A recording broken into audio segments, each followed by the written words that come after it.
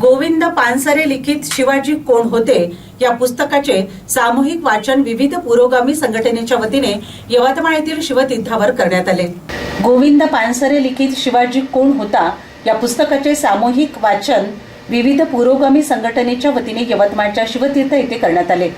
जो काही वाद महाराष्ट्रामध्ये निर्माण झाला याचा निषेध यावेळी करण्यात आला। या पुस्तकात जे काही लिहिले आहे याचे समर्थन करण्यात आले।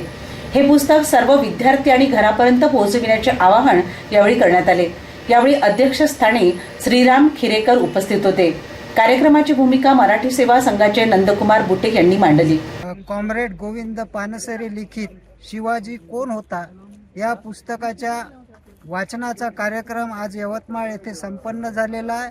हे पुस्तक इतिहास लिहिण्याच्या संदर्भात जी संपूर्ण जगाने पद्धत अवलंबलेली आहे त्या पद्धतीनुसारच हे इतिहास लेखन केलेलं आहे आणि म्हणून या संदर्भात आम्ही जो काही वाद या महाराष्ट्रामध्ये निर्माण केला जात आहे त्याचा निषेध करतो आणि शिवाजी कोण होता या पुस्तकामध्ये जे जे काही लिहिलेलं आहे त्याचं समर्थन करतो आणि या समर्थनाच्या दृष्टीनंच आज यवतमाळमध्ये वेगवेगळ्या पुरोगामी संघटना आहेत। त्या पुरोगामी संघटनांनी या पुस्तकाच्या वाचनाचा कार्यक्रम आयोजित केला होता आणि हे पुस्तक सर्व विद्यार्थ्यांपर्यंत पोहोचावं, सर्व घरांपर्यंत पोहोचावं।